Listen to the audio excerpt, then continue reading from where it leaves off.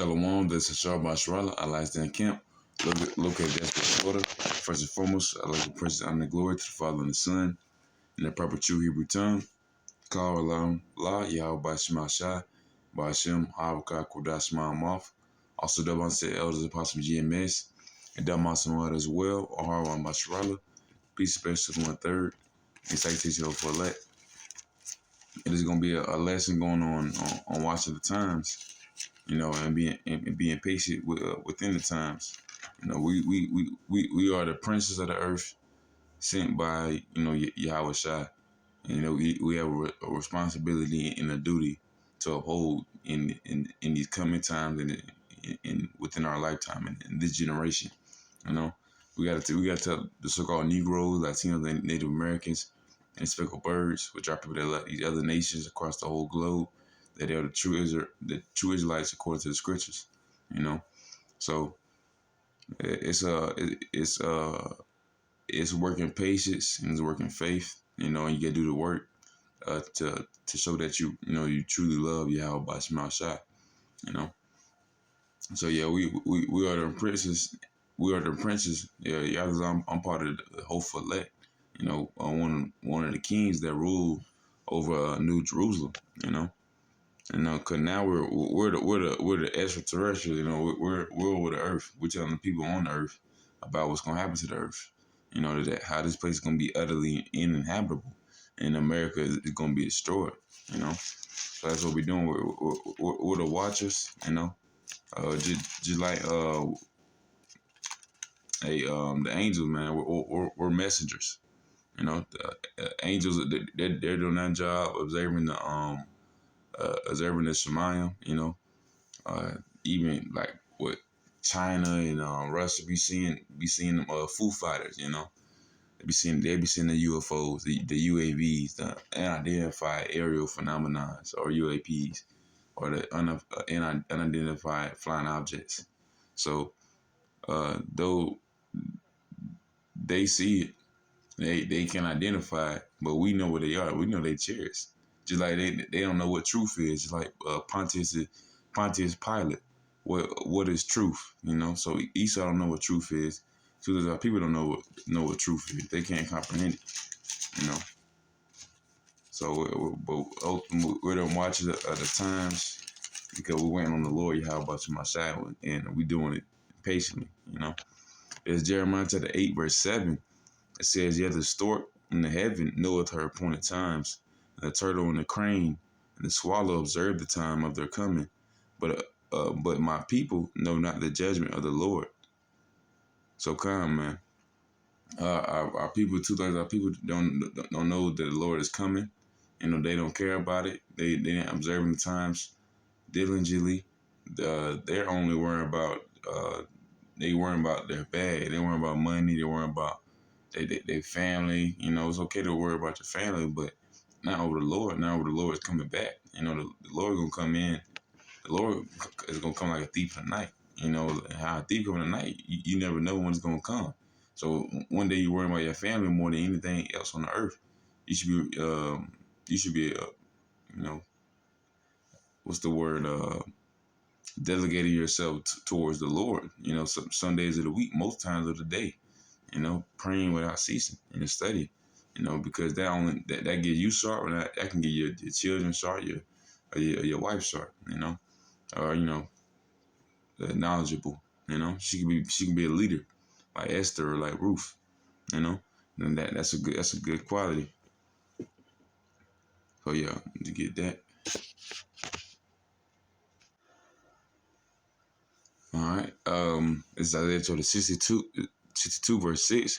It says, "I have set watchmen upon thy walls, O Jerusalem, which shall never hold their peace day nor night. Yet that ye that make mention of the Lord keep not silence."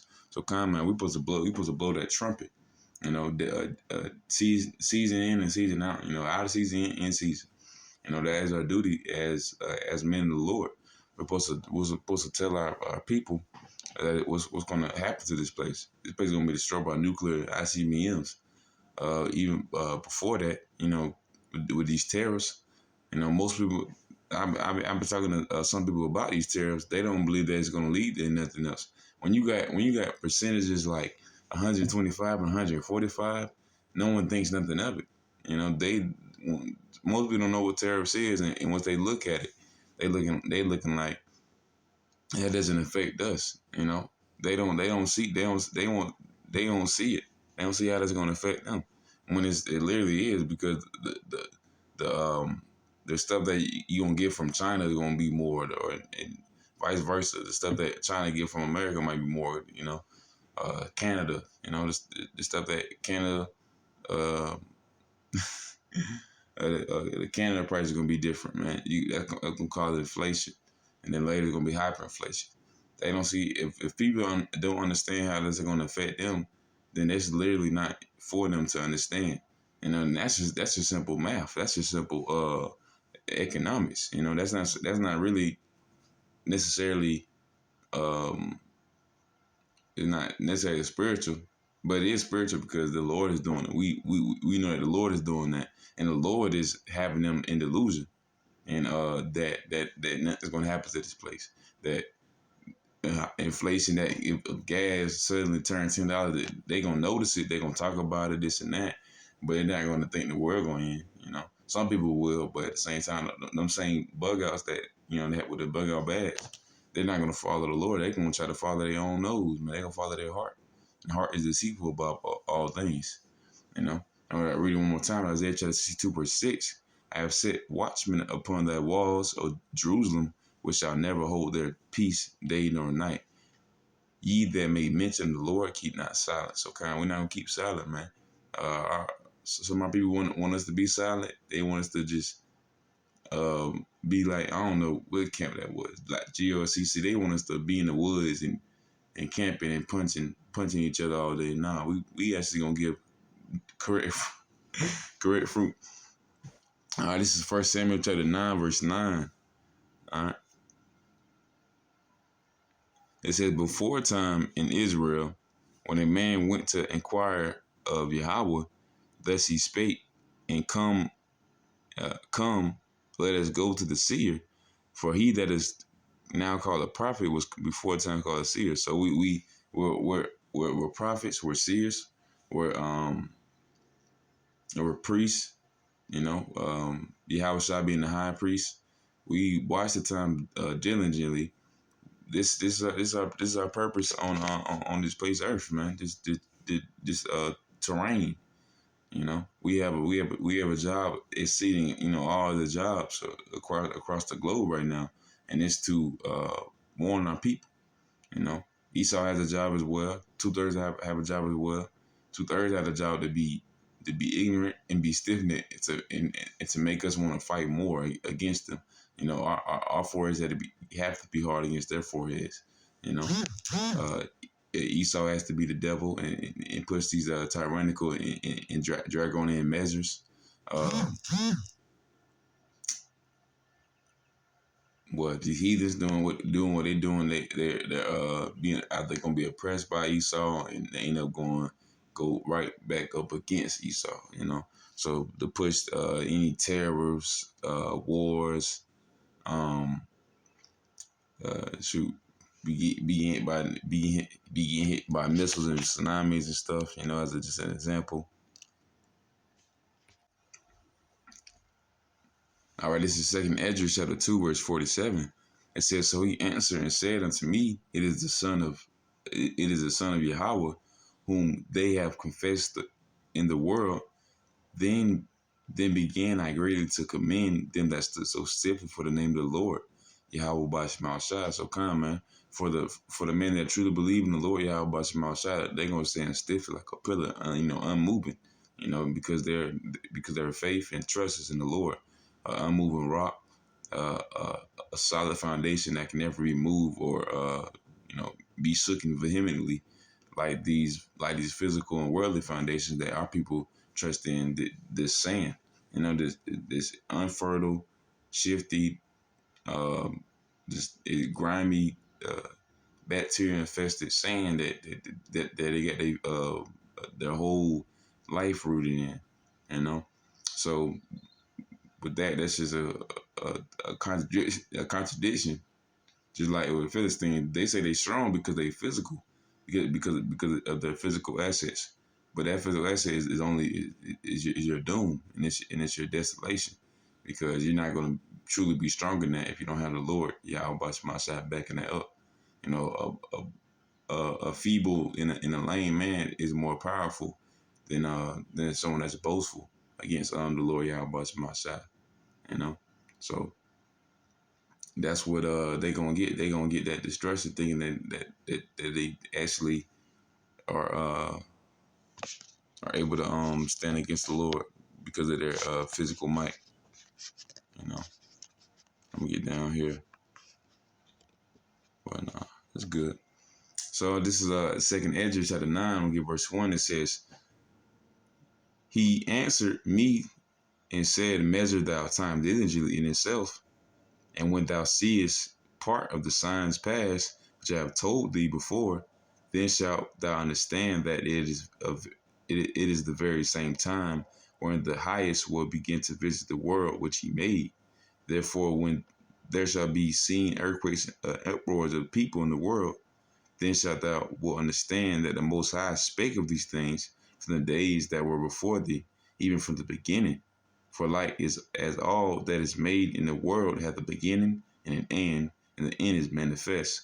So, come, man. The Lord has sent has given to his prophets to tell that this place is gonna be destroyed, and it has been prophesied this place is gonna be destroyed since the very beginning. It's been prophesied for Yahweh Shai to be in the manger, that lamb born in the manger, man. That was a prophecy. Now it's another prophecy that the man that was crucified, I mean, it's like that Yahweh Shai that was crucified, and the men that he told about the kingdom, they're gonna receive the kingdom of heaven. They're gonna receive the kingdom. You know, they gonna have the keys. Their name gonna be in the book of life, because they shoot some of them want to who was it, Simon and Peter. I don't want to mess it up, but you know, some of them want to be on the left hand and right side of Yahweh Shai, but that's not Yahweh. That wasn't Yahweh Shai's. He couldn't do that. You know, he couldn't truly do that. You know, his will. He came to do the will of his Father, and that's all he did. So what he did was, you know, die and sacrifice himself as a perfect sacrifice, a perfect lamb, for our people, for 1/3 of our people in the hopeful elect. And hopeful elect knew about that, you know, either from being right in front of their scene or being far away from it, you know, spiritually. And those same people are back here on this earth, knowing that they have the same duty to spread about the gospel of the kingdom, about the kingdom, you know, of New Yasharala, man. All right. So yeah, I got that. This is the last week I'm gonna get out. This is James chapter 1 and 4. Well, I can start at 2. It says, "My brethren, count it all joy when you fall into diverse temptations, knowing this, that the trying of your faith work with patience." This is one of the skills and abilities that the Lord has sent us, is patience and faith and trust in the Lord, you know, to believe. Um, we have that, and we're gonna have to do that to the very end. We have to. That's one of the best things you can have in these times, is patience and faith, man. Because we have the same responsibility as being men of the Lord. You know, we have to have patience, you know, within ourselves. You know, ultimately through Yahweh Shai, because you know that's our true power. You know, to help our flame stay lit, help us to study more and get more wisdom. You know, verse 4 says, "But let patience have a perfect work, that you may be perfect and entire, wanting nothing. If any of you lack wisdom, let him ask of Yahweh, that giveth to all men liberally, and upbraideth not, and it shall be given him." And ultimately, that main point being, let a patient have a perfect work, that you may be perfect and entire and want nothing. So come, man. That's our duty. We are the seers, we're the prophets, we're the priests. You know, we're the princes. You know, and you're the Zion part of the number, so I can be king of a new Yasharal, New Jerusalem. And we gotta be patient in this time. Be like a turtle or crane, man. They gonna see everything we see, man. We're seeing everything that the Lord wants us to see. You know, the handles in the chairs right now. They're doing everything that the Lord wants them to do. You know, they and they're like us compared to the Most High Yahawah. You know, they're doing their duty. Yahweh is doing his duty. We're doing our duty, man.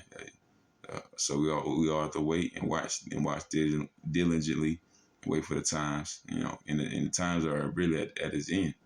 You know, these tariffs that the people don't understand. That's only the beginning. You're gonna get inflation. Soon you're gonna get sedition. You know, these are things people don't care about, know about, or even want to happen. Like, because they don't think it's gonna happen. You know, but that's their thought process, because they're simple. They're like wicked, simple creatures. They think the exact opposite. You know, I'm gonna think forward. I'm gonna think that these inflation are gonna lead. These tariffs are gonna lead to inflation. They gonna think that these tariffs are gonna go away. So that's a difference, man. But after that, that's a fine little lesson. And that, I want to say shalom.